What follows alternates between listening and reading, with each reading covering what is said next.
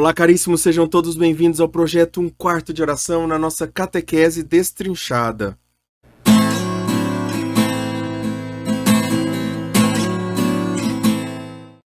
Hoje o nosso tema é bem pentecostal mesmo. Hoje falaremos sobre o Espírito Santo. Bom, o tema hoje ele vai ser dividido em duas partes. Então, porque primeiro para falar sobre o Espírito Santo a gente precisa de um pouco mais de tempo e também o conteúdo é bem denso em relação ao catecismo. Então, sim, nós já falamos sobre Deus Criador, nós já falamos sobre tudo aquilo que representa o Pai, nós já falamos sobre tudo aquilo que representa o Filho também em relação ao Pai. Hoje nós falaremos sobre o Espírito Santo em relação ao Pai e ao Filho, tá bom? Então, tudo aquilo que nós já falamos, muitas das coisas que nós já falamos sobre o Filho, elas também se encaixam com o Espírito Santo. Mas nós vamos entender que nós vamos olhar agora da perspectiva, né, da perspectiva da missão do Espírito Santo nas nossas vidas, tá bom? Vamos lá então. Nós temos aqui então o nosso tema, né? A primeira parte ela vai do 683 ao 716, certo? Basicamente o que nós precisamos falar a respeito do Espírito Santo, né? Basicamente assim, são muitas coisas que nós vamos falar sobre o Espírito Santo. Algo que nós precisamos começar falando é que ninguém pode, é aquilo que o 1 Coríntios São Paulo vai dizer. Ninguém pode dizer Jesus é o Senhor a não ser pela ação do Espírito Santo. E da mesma forma que Deus enviou aos nossos corações o Espírito do seu Filho e clama Abba, Pai. Ou seja, é o Espírito Santo que revela Jesus a nós e é o Pai que revela, que entrega, que envia o Espírito Santo a nós. Certo? Dados esses passos, nós vamos prosseguir. O primeiro no contato com Jesus. Quem é o primeiro que está no contato com Jesus? É o Espírito Santo. O Espírito Santo é esse que dá o primeiro passo. O primeiro passo no sentido assim, é ele que nos apresenta, que nos revela Jesus Cristo. Todo aquele que é tocado pelo Espírito, que é tocado por Jesus, que é tocado pela fé de Jesus, ele é movido pelo Espírito Santo. O Espírito de Deus está sobre essa pessoa, conduzindo ela. Então, quando muitas vezes uma pessoa fala assim, do nada, eu estava angustiado e fui parar numa igreja. Na verdade, o Espírito Santo aproveitou daquela angústia, ele usou daquela angústia para levar a pessoa à igreja e ela se converteu ali, ela mudou de vida. Então a gente vai vendo que o Espírito Santo, ele, como o próprio Senhor vai dizer, vento sopra onde quer. Nós vamos ver que esse vento também é o próprio Espírito Santo que faz o que quer, né? No sentido de que ele vai aonde quer, ele age onde quer, ele pode estar no mais aquele salmo que diz, né? Posso estar no mais alto monte ou nas profundezas, no abismo da morte, estarás comigo. É o Espírito Santo que vai buscar, né? O conhecimento da fé só é possível no Espírito Santo. Para ter contato com Cristo, é preciso ter antes contato com o Espírito Santo. Algumas vezes eu vou diminuir aqui, colocar S, mas para você entender que é o Espírito Santo. O Espírito Santo suscita a fé em nós. A vida do batismo tem sua fonte no Pai, nos é oferecida pelo Filho e nos é comunicada íntima e pessoalmente pelo Espírito Santo. Então vamos lá. A fonte do batismo que existe em nós, porque todo o sacramento, toda vida cristã, ela se inicia pelo batismo, certo? Ou seja, a iniciação cristã ela se inicia justamente a vida cristã ela se inicia justamente no batismo. Esse batismo tem a sua fonte no Pai, nos é oferecida pelo Filho e nos é comunicada íntima e pessoalmente pelo Espírito Santo. O conhecimento do Pai, então o catecismo vai dizer assim, o conhecimento do Pai e o conhecimento do Pai é o Filho. E o conhecimento do Filho de Deus faz-se pelo Espírito Santo. Então, assim, Deus conhece o Pai conhece o Filho. esse conhecimento um do outro gera o Espírito Santo, certo? Esse conhecimento é o conhecimento do amor. E é o Espírito Santo que revela o Pai em nós. A gente pode usar muita analogia do Deus que se olha no espelho. Então, pensa o seguinte, quando você se olha no espelho, você se vê. Mas você é uma pessoa imperfeita e o espelho também é imperfeito. Agora você imagina o espelho de Deus. Deus sendo perfeito e ele olha-se no espelho. Quando ele se olha no espelho, ele vê o seu reflexo. Ele vê a si. Né? Ele vê a si, mas ele vê o seu reflexo. Sendo o seu espelho também sendo o seu espelho também perfeito, então esse reflexo também é perfeito. Esse reflexo também não tem mancha, assim como Deus não tem mancha, assim como o Pai não tem mancha. Então, Deus ele consegue se enxergar totalmente. Deus ele consegue se conhecer totalmente. Não somos nós. Não somos como nós, que não nos conhecemos, que não sabemos como nós somos, né? Plenamente. Deus se conhece plenamente. E aí nós temos essa analogia de que Deus ele é esse espelho é quem revela. Esse espelho perfeito é o Espírito Santo, certo? O último na revelação das pessoas da Trindade. Então, nós temos a Santíssima Trindade, todos foram revelados e na sua devida ordem. Né? Nessa ordem. Primeiro foi revelado o Pai, depois foi revelado o Filho, depois revelado o Espírito Santo. O Espírito Santo é chamado a última pessoa da Santíssima Trindade, pois é a terceira a ser revelada. Mas, detalhe, ela é a terceira, mas ela é pouco depois revelada. Porque pensa o seguinte, o Filho de Deus é revelado à Virgem Maria, e ele nascerá. E ela pergunta, como se dará isso se eu não conheço o homem? Aí o anjo fala, o Espírito Santo descerá sobre ti e envolverá com a sua sombra. Vamos ver esse trecho mais para frente também. Então aí você vai entender. A Nossa Senhora já foi revelado tanto o Filho de Deus, Jesus Cristo, como o Espírito Santo. Certo? Vamos lá então.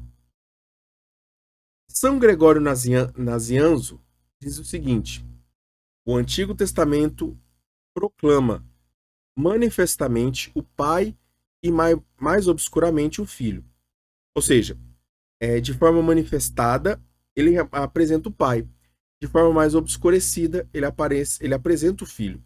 Ainda que ele apareça, mas de uma forma mais obscurecida, mais oculta, mais velada. O Novo Testamento manifestou o Filho e fez entrever a divindade do Espírito. Então agora, o Filho revelando totalmente o Pai, eu estou desenquadrado aqui, o Filho revelando totalmente o Pai, ainda assim não revela totalmente o Espírito Santo, certo? Mas pelas suas atitudes ele vai revelando o Espírito Santo. Agora, porém, o próprio Espírito vive conosco e manifesta-se a nós mais abertamente. Então, primeiro o Pai se revelou no Antigo Testamento, depois no Antigo Testamento, depois o Novo Testamento, o Filho se revela, né? Ele aparece mais, e hoje, na atualidade, é o Espírito Santo que aparece, que se revela a nós de uma forma aberta, mais abertamente. Com efeito, quando ainda não se confessava a divindade do Pai, não era prudente proclamar abertamente o Filho. E quando a divindade do Filho ainda não era admitida, não era prudente acrescentar o Espírito Santo como um fardo suplementar, para empregar uma expressão um tanto ousada. É por avanços e progressões de glória em glória que a luz da Trindade brilhará em mais esplendorosas caridades. Ou seja, ele está dizendo que antes o Pai não era revelado com esse atributo de Pai. Então, logo, se ele não tinha ainda esse atributo de Pai, né, não era revelado, ele não era revelado o atributo do Pai, também não era correto revelar e atribuir ao Filho o atributo de Filho. A Jesus o atributo de Filho, o Messias o atributo de Filho. Da mesma forma, então, se não era também não tinha esse atributo do Espírito Santo. Então, é só revelado no Novo Testamento. O Espírito Santo é só revelado no Novo Testamento. O que é crer no Espírito Santo? Crer no Espírito Santo é, portanto, professar que o Espírito Santo é uma das pessoas da Santíssima Trindade, consubstancial ao Pai e ao Filho. Ou seja, consubstancial é que a sua substância é conjunta, ele e o Pai e o Filho, né? O Espírito Santo, o Pai e o Filho são um só. São consubstanciais. Ou seja, são um só. A sua substância é a mesma. Adorado e glorificado com o Pai e o Filho, tá bom? Então, caso a gente não tenha esse costume, né? Mas nós precisamos dizer, também nós podemos dizer, Espírito Santo seja adorado. Porque nós temos a ideia de que adoramos somente o Pai ou adoramos o Filho, né? E de fato, concordo. A gente tem que adorar, obviamente. Mas a gente não tem o costume tanto de falar isso. Adoro o Espírito Santo, né? E é fantástico que a tradição da igreja, a própria tradição da igreja, ela nos convida a isso, a adorar o Espírito Santo, da mesma forma como adoramos o Pai e o Filho. Trataremos do Espírito Santo no âmbito da economia divina, revelado nos últimos tempos, age desde sempre com o Pai e o Filho. Então, desde quando o Espírito Santo age? Desde sempre. Porque ele existe, ou melhor, ele é desde sempre, certo? Vamos lá então agora para o nosso segundo parte. Essa aqui era uma introdução para nós entendermos, né, como se dará a dinâmica desse encontro, dessa aula, e nós partiremos agora para a segunda parte, tá bom? Dessa primeira parte da nossa aula, sobre o Espírito Santo, falando sobre o Espírito Santo. Os carismáticos aí, quem gosta, né? Aproveitem isso aqui, porque para ser carismático você precisa conhecer o Espírito Santo. E não só conhecer, às vezes, de experiência, mas principalmente, assim, quando nós... Entenda o seguinte, quando nós estudamos, quando nós conhecemos de uma forma que, a partir dos sentidos, ou seja, no estudo, na leitura, nós amplificamos o campo em nós. Nós amplificamos o terreno que o Espírito Santo pode trabalhar. E também amplificamos o poder da sua oração em nós. Lembrando que é o Espírito Santo que reza quando nós rezamos. Deve ser, né? A oração verdadeira, a oração honesta, ela é dessa forma, certo? Ninguém conhece o que há em Deus senão o Espírito de Deus. Então, quem conhece o que existe em Deus é o Espírito Santo.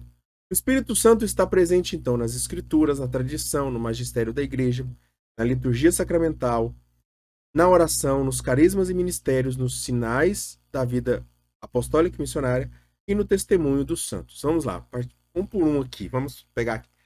Nas Escrituras, ele está presente naqueles que ele inspirou, nos profetas, nas pessoas que escreveram, né? Até mesmo pessoas, olha só, até mesmo pessoas pecadoras.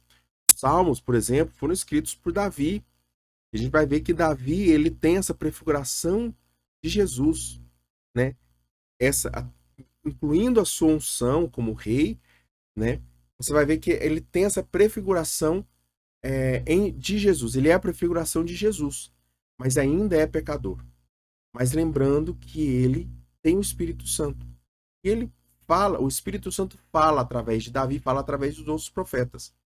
Na tradição também de que os padres da igreja são testemunhas sempre atuais. Ou seja, gente, não pode ser um trabalho, se não for do Espírito Santo, um trabalho que acontece dentro da igreja, que permanece eficaz em 2000 anos.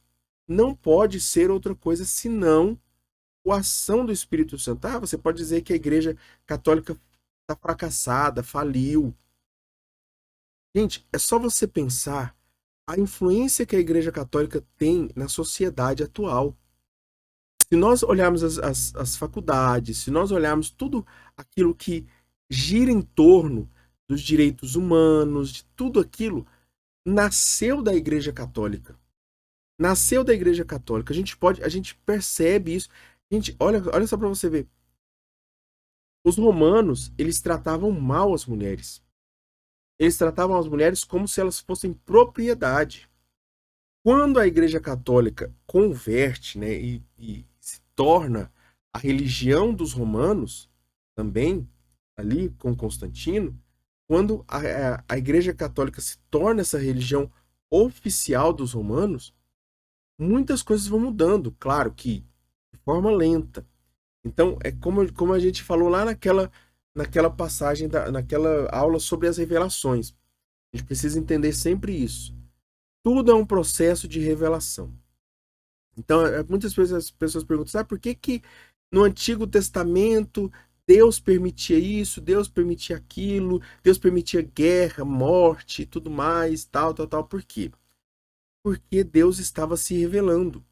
Então, quando Jesus ele se revela plenamente, ainda assim, nós vamos aos poucos revelando, aos poucos crescendo, mas sem deixar de ser nós mesmos, sem deixar de ser a mesma fé. No magistério da igreja também o Espírito Santo está presente e ele assiste, ele é assistente, né?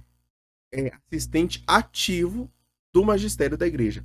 Também na liturgia sacramental, através de suas palavras e dos seus símbolos, em que o Espírito Santo nos põe em comunhão com Cristo, através da liturgia e dos sacramentos, certo? Na oração também, em que ele intercede por nós, ou seja, é ele quem reza por nós. Nos carismas e ministérios também, pelos quais a igreja é edificada. Então, todos os ministérios que vão surgindo, os carismas que vão surgindo, as novas comunidades, as novas instituições que vão surgindo, e até mesmo as que já surgiram, são edificadas pelo Espírito Santo. Também nos sinais de vida apostólica e missionária, né? Os apóstolos e missionários, melhor dizendo, os missionários da vida atual, né, são guiados pelo Espírito Santo também na sua pregação, no seu serviço, na sua missão, e também no testemunho dos santos, nos quais ele manifesta a sua santidade e continua a obra de salvação. Amém? Então, entendemos essa parte aqui? Conseguiu entender? Deixa o seu comentário aqui, se você está entendendo, se está bom para você. Deixa a sua crítica também. Eu tenho recebido algumas críticas, não, alguns feedbacks em relação a um vídeo muito antigo meu também, que é um vídeo bem visto também, que é um rosário aqui. E as pessoas falaram que eu rezo um pouco mais acelerado lá e tudo mais, tal. Então eu pretendo refazer esse vídeo, né, de anos em anos, todo ano fazer esse vídeo, já tem um ano que eu fiz ele, fazer de anos em anos e melhorar isso, tá bom? Então, vamos lá. Deixa o seu comentário aqui, deixa a sua dúvida, o seu agradecimento, a sua crítica, o que você sentir no coração que possa dar frutos na minha vida, na minha missão. Vamos lá, falando em missão, a missão conjunta do Filho e do Espírito Santo, ou seja, o Filho ele não veio com uma missão à Terra, encarnou-se na Terra com uma missão sozinho, ou seja, solitário. Ele veio com o Espírito Santo, ungido com o Espírito Santo. É uma missão conjunta. Essa missão é quando o Pai envia o seu verbo, envia sempre o seu Espírito. Lembra quando nós falamos sobre a Santíssima Trindade? E nós fizemos aquela experiência de falar, né? E quando nós falamos, nosso pensamento, que simboliza aqui, né? Que dá analogia ao Pai, quando nós falamos uma palavra, o som é o simbolismo do Filho, né? Que é visto que é percebido pelos sentidos, no caso aqui, o som, no sentido auditivo, né? Mas quando nós colocamos a mão na boca, nós sentimos o sopro, o ar saindo. Então, não dá para sair som sem sair também o sopro. Da mesma forma que Deus não envia o seu verbo sem que ele envie também o seu sopro, o seu Espírito Santo, certo? Tanto que Espírito Santo, a tradução para ele é justamente isso. Esse espírito, esse sopro, esse vento, esse ruar. E nós falaremos um pouquinho mais para frente ainda. A missão de ambos são distintas, mas inseparáveis. Então, a missão do Espírito Santo, a missão de Jesus é ser Salvador.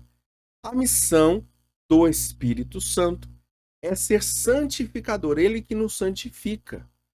Então, o que nós podemos, porque assim, a missão de Jesus é que nós nos assemelhamos, chamar a que nós nos assemelhássemos a ele, obedecendo o Pai, sendo fiéis ao Pai.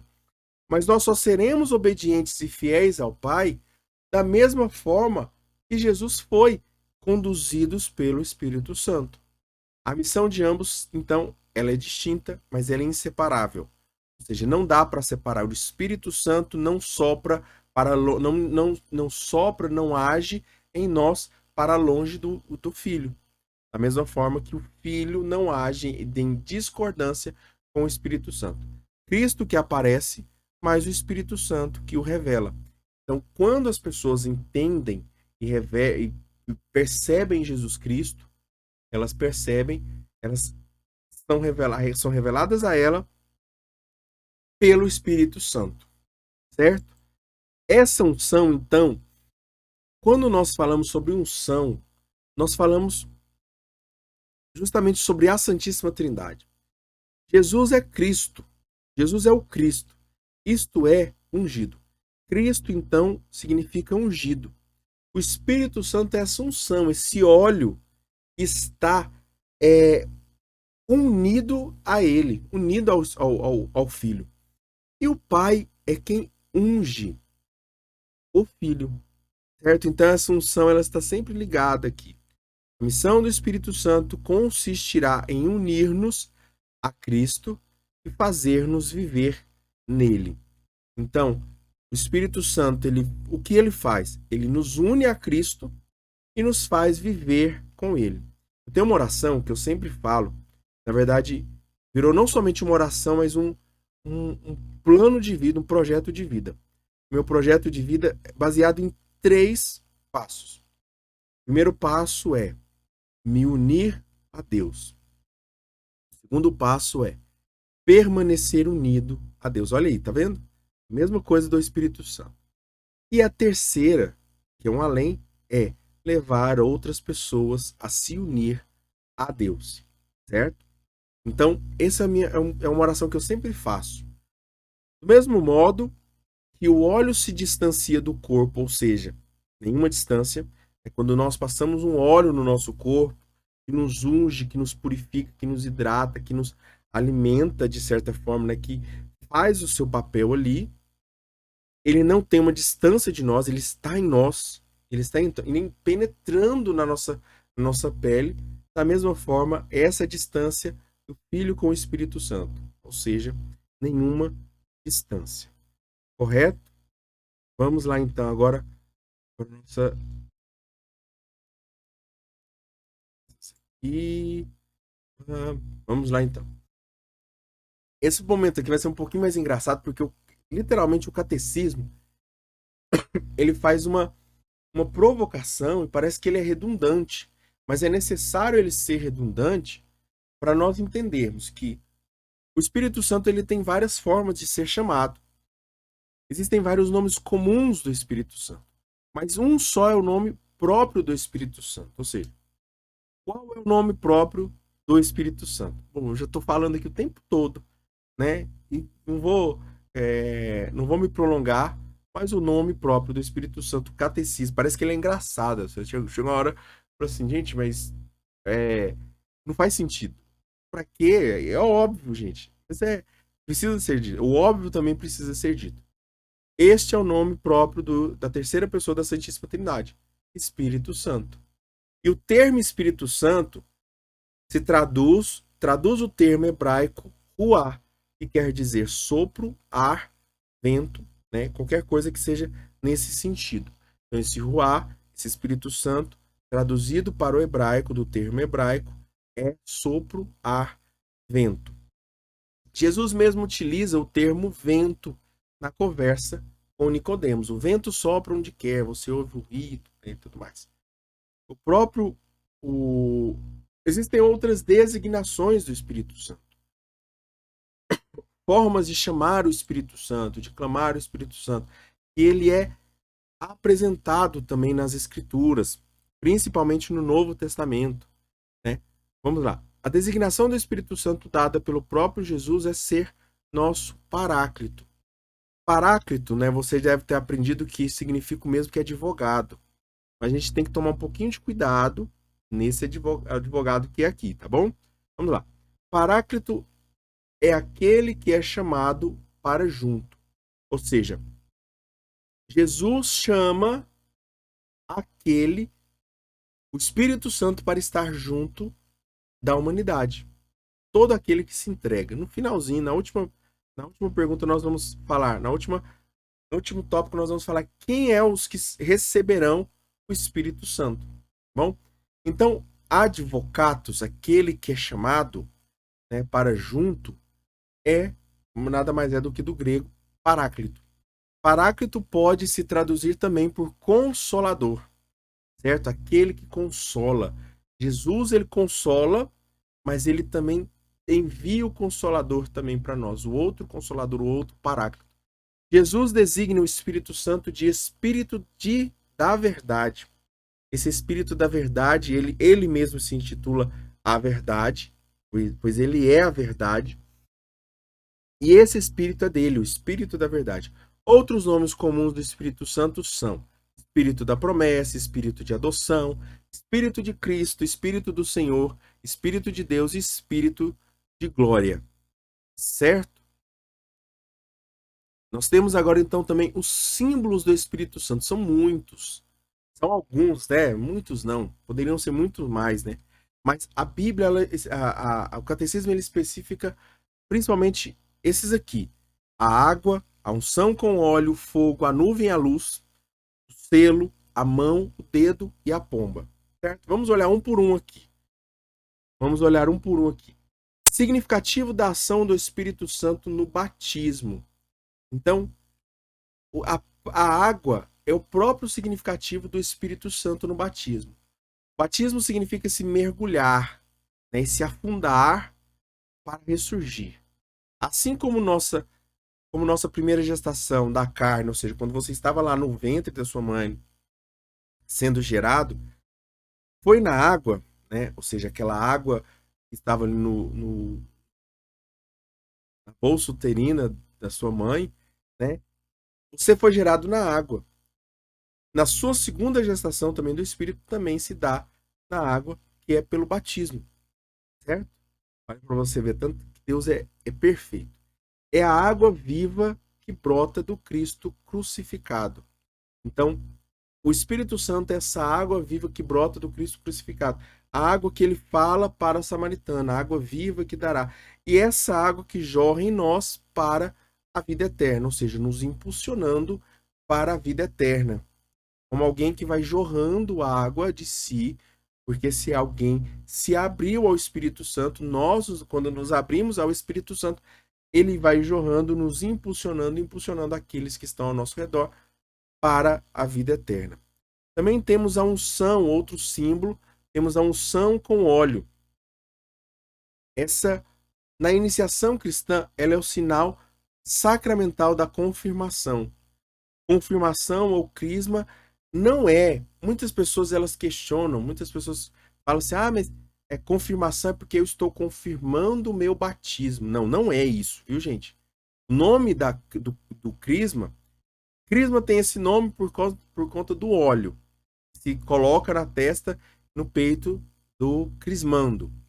Mas o nome próprio, o nome oficial do segundo sacramento que nós devemos receber, que é o crisma, que é a confirmação, é esse, confirmação. Essa confirmação nada mais é do que a confirmação da igreja com relação ao fiel. Ele está dizendo aqui, olha, ele já era batizado. Agora nós estamos confirmando, nós estamos aprovando que ele pode servir. na igreja. Então, o sacramento do crisma, ele é um sacramento de servir, ainda que seja um sacramento de iniciação, mas ele é um sacramento para servir, para a pessoa receber os dons do Espírito Santo. Então, por isso nós recebemos os dons do Espírito Santo no sacramento do crisma, né? Ele é confirmado em nós, os dons são confirmados em nós justamente para nós, porque a igreja confia em nós, ela confirma, ela põe a mão, por isso é o bispo que faz, ou alguém autorizado por ele. Tá bom? A gente só vai dar um parênteses, porque a gente vai só abrir um parênteses aqui, a gente vai falar sobre crisma mais para frente. Olha só para você ver uma coisa também, né? Eu tava refletindo sobre isso hoje, quando eu tava fazendo o estudo, esse resumo, né? A gente está no parágrafo 695. Nós estamos já quase chegando nos parágrafos 1000 já. Pra você ver o tanto que a gente já andou. Se você abrir o seu catecismo, a gente já andou bastante. E ainda tem muita coisa para andar. Claro que tem muita coisa para andar. Vamos lá, então. Os nomes Cristo e Messias significam ungido. Eu já expliquei que ungido, então, ele apresenta as três pessoas da Santíssima Trindade. O rei Davi é a prefiguração de Jesus, porém Jesus é ungido totalmente. Por que eu falo que Jesus é ungido totalmente e Davi não é? Porque Davi pecou. Davi, ele não permitiu o Espírito Santo plenamente agir na vida dele. A Virgem Maria é quem a deixa agir plenamente em sua vida. E por isso ela concebe Cristo do Espírito Santo. Chamamos então o Espírito Santo de esposo da Virgem Maria, não porque ele se casou com ela, mas porque ele esteve tão unido a ela, tão de forma íntima, né? Porque casamento é isso, é união, de forma íntima, que se torna um certo esposo, né? Um certo unido a ela, certo? Outro símbolo do Espírito Santo, para o Espírito Santo, é o fogo, que é um dos que eu mais gosto, um dos que eu tenho mais admiração, no sentido de gostar, no sentido de rezar sempre. Quando eu rezo, clamo o Espírito Santo, eu peço fogo. Por quê? Porque o fogo, a gente fala assim, não, porque o fogo vai animar a gente e tudo mais. Não, não é só por isso não, tá? O fogo, ele tem a propriedade de transformar aquilo que ele toca. Então, quando o Espírito Santo, quando nós chamamos o Espírito Santo por fogo, é porque nós queremos ser transformados, nós precisamos ser transformados. Todos os dias nós precisamos clamar o Espírito Santo. Com água, com unção, com fogo. Fogo, então, simboliza essa energia transformadora dos atos do Espírito Santo, pois o fogo transforma aquilo em que toca. No Pentecostes, ele desce em forma de línguas de fogo e transforma a igreja antes medrosa em uma igreja corajosa. Lembra lá no Atos dos Apóstolos, né, em Pentecostes, quando os apóstolos eles estão ali trancados, fazem ali a sua primeira novena, né, 9 dias rezando, né, eles não sabiam que ia ser 9 dias, né, mas eles estavam ali fazendo aquela oração constante. Quando o Espírito Santo desce no 9º dia ali, eles são impulsionados na manhã do Pentecostes, e eles deixam o medo para trás para anunciar e falar de Cristo. Outro também símbolo é a nuvem e a luz, e eles não podem ser separados como uma manifestação do Espírito Santo, porque são juntos, eles agem sempre juntos. No Antigo Testamento, a nuvem era ora escura, ora clara, e revela o Deus vivo e salvador. A Moisés, no Monte Sinai, apresenta-se a Moisés no Monte Sinai, na tenda da reunião e durante a marcha pelo deserto. Salomão, quando da dedicação do templo, quando ele dedica o templo, e sobre a Virgem Maria a cobre com a sua sombra. Na transfiguração também, todos são envoltos por uma nuvem luminosa. Todos quem? Jesus, Pedro, Tiago e João, Elias e Moisés estavam ali. Então, todos são envoltos dessa nuvem luminosa, da qual o Pai fala. Nós já falamos sobre a transfiguração aqui, mas só para nós lembrarmos. Então, Na transfiguração, existem mais uma vez a manifestação da Trindade Santa ali. O Filho que é revelado, o Pai que revela e o Espírito Santo que abraça e potencializa essa revelação, que gera essa revelação no povo. Particularmente ali, Pedro, Tiago e João, certo? E por que Moisés e Elias estão ali? Para simbolizar os profetas e a lei, certo? Moisés simbolizando a lei e Elias simbolizando os profetas. Também na ascensão, essa nuvem ela esconde Jesus dos olhos dos discípulos. Se você olhar na passagem da ascensão, Jesus ele é escondido por uma nuvem. Essa nuvem é o Espírito Santo. Mas essa nuvem, da mesma forma que ela esconde Jesus na ascensão, na parousia ela revelará Jesus como Filho do homem na sua glória. Então, quando nós vemos essa luz, essa nuvem, que realmente trará Jesus de volta, será pelas nuvens. Por sobre as nuvens, Jesus voltará. Amém? Continuando então. Também os símbolos aqui é o selo, que é um símbolo próximo da unção. É semelhante à unção. Um selo é algo que identifica de quem é. Então, o Espírito Santo ele vem nos identificar de quem nós somos. Nós somos de Cristo, comprados pelo seu sangue. Cristo, em Cristo, Deus marcou com o seu selo. Então, melhor, vou refazer aqui. Deus marcou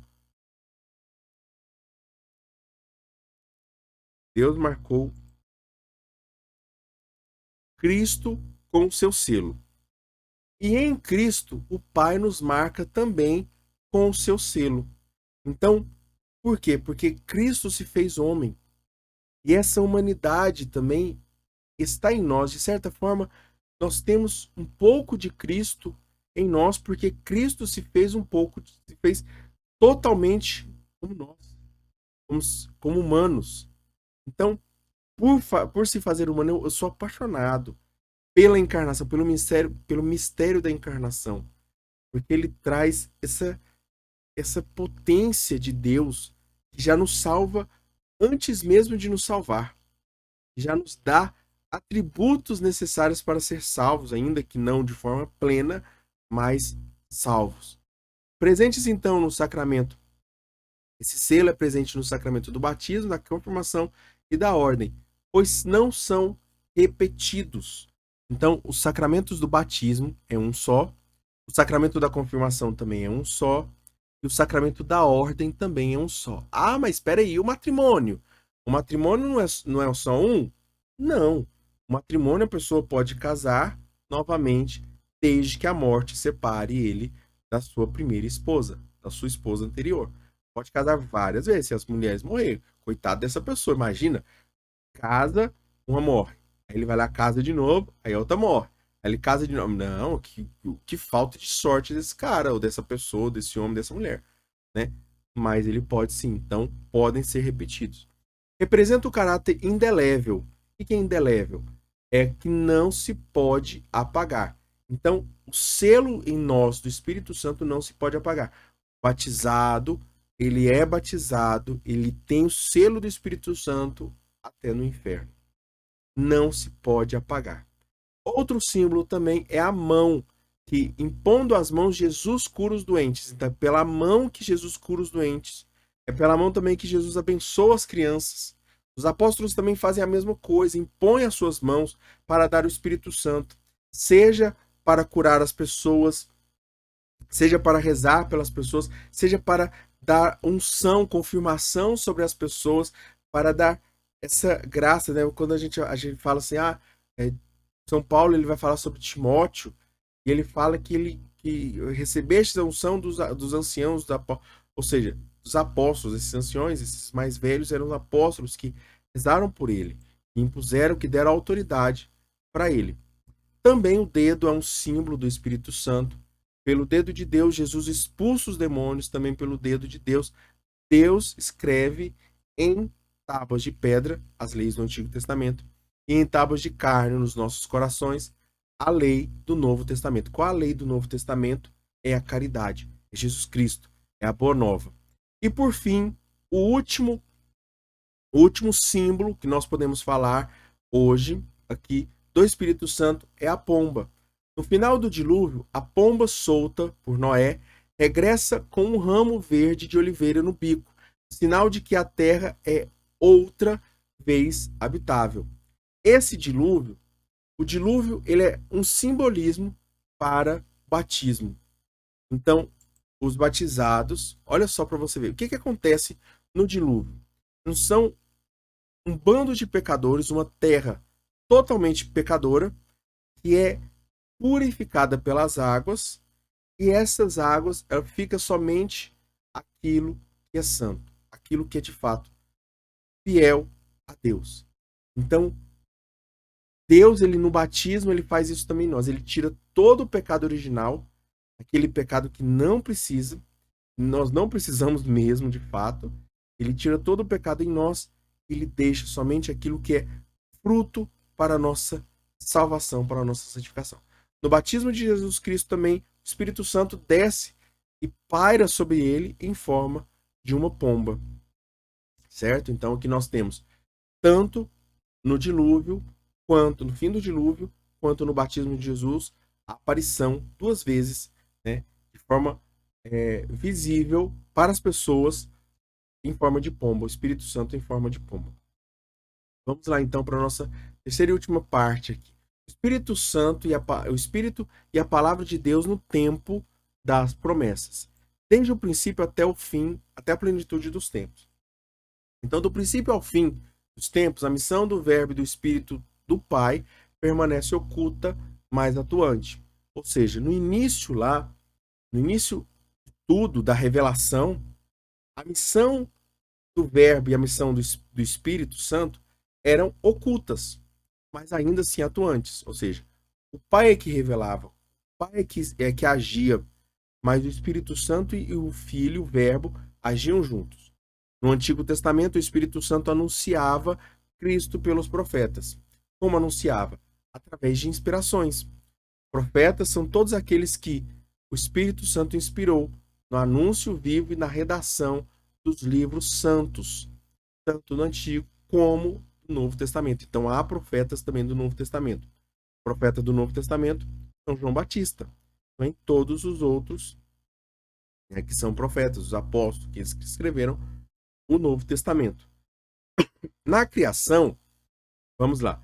Na criação, a palavra de Deus e o Espírito Santo estão na origem do ser e da vida de todas as criaturas. O Espírito Santo deve, então, reinar, deve santificar e deve animar a criação. Então, é pela animação, ou seja, esse dar a vida. O Espírito Santo é que dá a vida. O Espírito Santo é que reina sobre nós, junto com Jesus e junto com o Pai. Reina sobre nós e ele também nos santifica. Certo? O Espírito da promessa. Com o pecado, o homem está privado da glória de Deus. É imagem, mas não é semelhança. Veja bem, quando nós temos uma imagem, essa imagem ela pode ser destruída, né?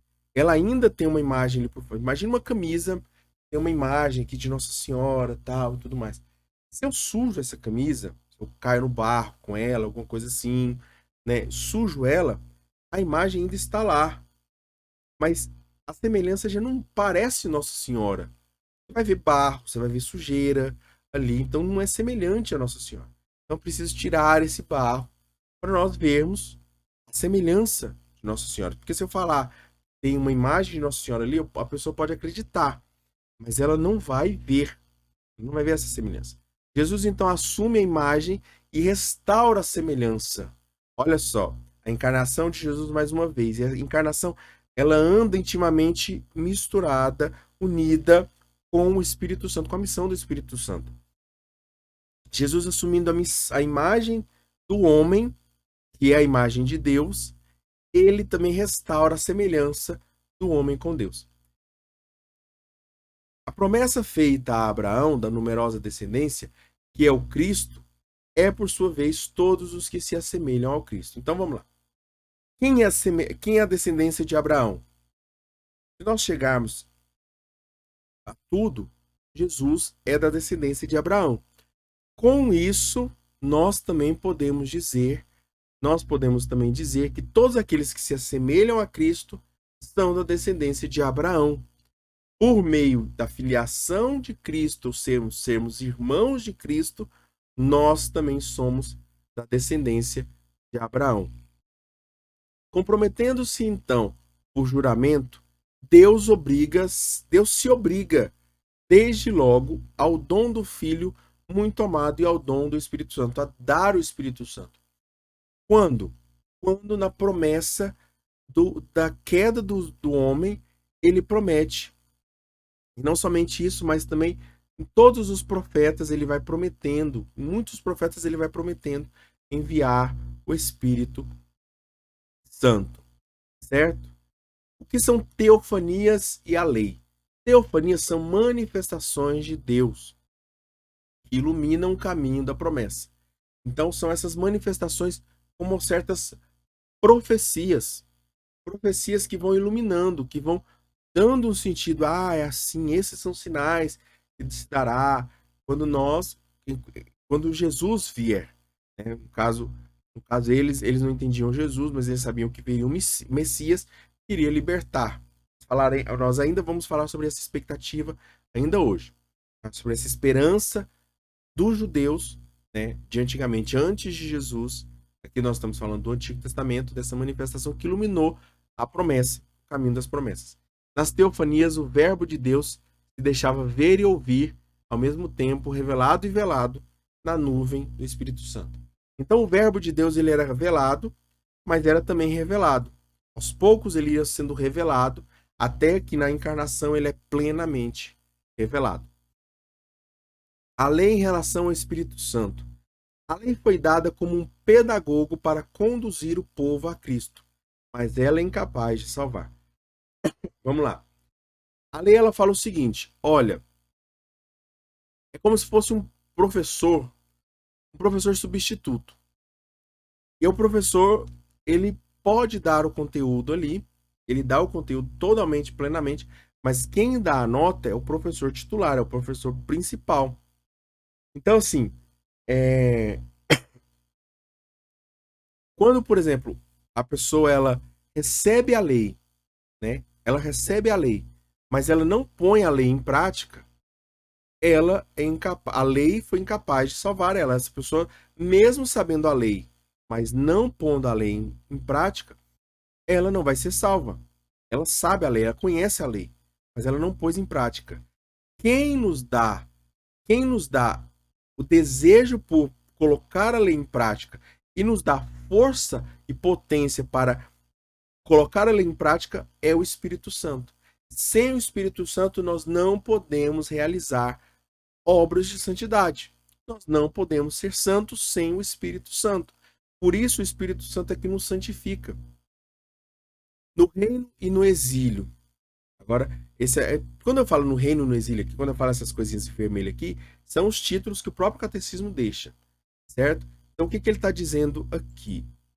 Ele está dizendo, só para a gente entender como é que funciona o catecismo, certo? Aqui, o Espírito Santo é a palavra de Deus no tempo das promessas em relação ao reino e o exílio. O reino, então, a lei deveria reger o coração e as instituições do povo nascido da fé de Abraão. Vamos lá. Antes de Davi, como funcionava o governo do povo? Eram as leis que manifestavam. Então Moisés ali não era um rei, né? Moisés nunca foi um rei, Josué nunca foi um rei. Então ali todos aqueles ali não foram reis. Mas é quando as pessoas vão se instalando e tudo mais, eles vão criando, falaram assim, aquela parte dos reis lá, o livro dos reis, ele vai explicar muito isso, né? Deus, ele resiste a isso, ele resiste a esse pedido do povo, mas o povo queria um rei para eles, por quê? Porque eles viam as outras nações e eles achavam, não, a gente quer também ter um rei, alguém que a gente possa olhar, possa ver, possa reclamar para ele, né? E não reclamar para Deus, mas reclamar para uma pessoa física. Depois de Abraão, então, o povo sucumbe a essa tentação. Aliás, depois de Davi, né? Isso aqui é Davi. Então, em Davi, né? Ali, em Davi não, em Saul, depois de Saul, Davi, o povo sucumbe à tentação de se tornar um reino como as outras nações. Então, não era desígnio de Deus, do desejo de Deus, que o povo fosse um reino. Apesar de o reino ser algo mais próximo daquilo que existe entre Jesus e nós. Quem é o rei? Porque o que era para ser? É que Jesus fosse o nosso rei. Como consequência da desobediência do povo às leis, ocorre o exílio. Então, é um castigo. O exílio do povo judeu é esse castigo ao desejo a essa desobediência a Deus, principalmente também em relação a esse reino que foi pedido. Este exílio, que é a morte, símbolo da consequência do pecado de Adão, certo? Para nós terminarmos aqui, olha, tá vendo que é muita coisa, gente? É muita coisa, gente. A gente precisa ter essa segunda parte mesmo. Vamos.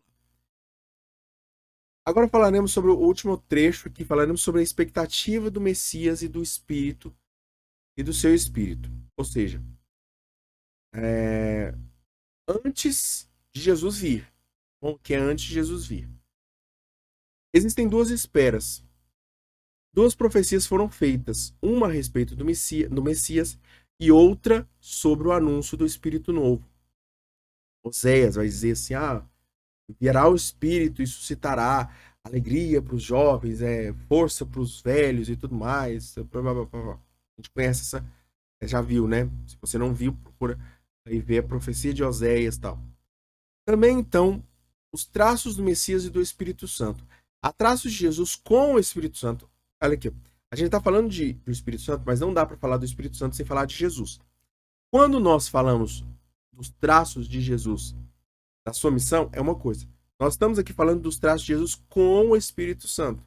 Porque existem traços de profecias que são somente de Jesus, que são somente do Filho, do Salvador. Então, aí nós temos aqui, em Isaías 11, de 1 a 2. Naquele dia sairá um ramo do tronco de Jessé e um rebento brotará das suas raízes. Sobre ele repousará o Espírito do Senhor, Espírito de sabedoria e de entendimento. Espírito de sabedoria, entendimento, Espírito de conselho, fortaleza, conhecimento e temor de Deus. Então aqui nós temos 7 dons do Espírito Santo. E há traços também de Jesus com o Espírito Santo em outros profetas, onde anunciam o sentido da paixão de Jesus. Jesus, então, ele anuncia essa paixão. Aliás, é anunciado pelos profetas a paixão de Jesus, o servo sofredor, né? Jó também é o símbolo desse sofrimento de Jesus, desse servo sofredor. Indicam que Jesus derramará seu espírito para a multidão de dentro e não de fora, assumindo a nossa condição de servos. Ou seja, Jesus ele não vai vir até nós. Jesus não veio até nós. Eu estou falando como se fosse no futuro, como se Jesus ainda já não tivesse vindo, né? Mas pela a nossa visão aqui do Espírito Santo, né? Era esse momento, né? Mas enfim, Jesus veio não derramando o Espírito Santo de fora para dentro, mas ele veio de dentro para fora. Ou seja, ele se fez carne. E lembra lá que a encarnação é muito importante para nós entendermos o Espírito Santo. A encarnação, então, Jesus veio na sua encarnação, e da encarnação ele envia o Espírito Santo. Ele envia o Espírito Santo sobre nós. Cristo, então, inaugura o anúncio com o Espírito Santo. Quando Jesus ele vai lá no templo e ele é convidado a ler uma passagem bíblica, ele puxa uma passagem bíblica. A passagem bíblica que ele puxa é justamente a passagem que revela também o Espírito Santo que está nele. O Espírito do Senhor, que é essa passagem, né, de Lucas 4:18. O Espírito do Senhor está sobre mim, porque o Senhor me ungiu. Lembra lá a unção, lembra o Espírito Santo. Enviou-me a anunciar a boa nova aos que sofrem, para curar os desesperados, para anunciar a libertação aos exilados e a liberdade aos prisioneiros, para proclamar o ano da graça. Ele se senta e diz: tudo isso hoje aconteceu aqui, tem acontecido aqui, porque ele já estava curando as pessoas, né? Estava fazendo todos esses milagres, esses sinais. As profecias que dizem respeito ao Espírito Santo são oráculos em que são profecias, oráculos e profecias, a mesma coisa, em que Deus fala ao coração do seu povo na linguagem da promessa com os acentos do amor e da fidelidade. Ou seja, quais são as promessas? O Espírito Santo vai nos ensinar a amar. O Espírito Santo vai nos ensinar a ser fiéis, porque não dá para ser fiel sem o Espírito Santo. O cumprimento dessas promessas são confirmados por São Pedro na manhã do Pentecostes. Segundo essas promessas, nos últimos tempos, o Espírito do Senhor. Então ele fará 4 coisas. Renovará o coração dos homens, gravando neles uma lei nova, a lei da caridade, né, que está renovando cada pessoa, né, destes 2000 anos, todos os santos foram renovados, seus corações, gravando essa lei nova. Reunirá e reconciliará os povos dispersos e divididos, transformará a primeira criação e Deus habitará nela com os homens na paz. Certo? Para nós finalizarmos, quem então receberá o Espírito Santo? Todos os de coração pobre, humildes e mansos. Coração pobre, humilde e manso.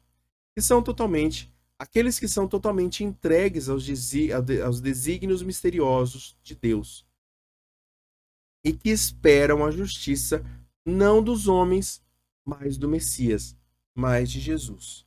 Então, nos corações dispostos é que o Espírito Santo encontrará morada, encontrará abrigo. Amém? Então, nós finalizamos a aula de hoje. Se inscreve no canal, deixa o seu like, curte se você gostou, compartilha com outras pessoas, é muito importante. Olha, eu estou pedindo muito coração. Compartilha esse vídeo com outras pessoas. Compartilha com esse vídeo com a sua família, no grupo da família, certo? Então, vamos buscar levar isso para as pessoas entenderem pelo menos o Espírito Santo. Vamos começar a partir desse vídeo sobre o Espírito Santo e assim as outras pessoas vão entendendo que é uma catequese. Porque a gente fala assim, catequese é só para quando eu receber quando eu quero receber um sacramento. Não é, gente. Catequese é constante. O estudo bíblico, o estudo precisa ser constante. O estudo da palavra de Deus, o estudo das promessas de Deus, o estudo da tradição, do magistério, daquilo que a igreja ensina, ele deve ser constante na nossa vida. Louvado seja o nosso Senhor Jesus Cristo, para sempre seja louvado. Tudo por Jesus e nada sem Maria. Fiquemos selados à proteção de um Deus que é Pai, Filho e Espírito Santo. Amém. Deus abençoe a sua vida.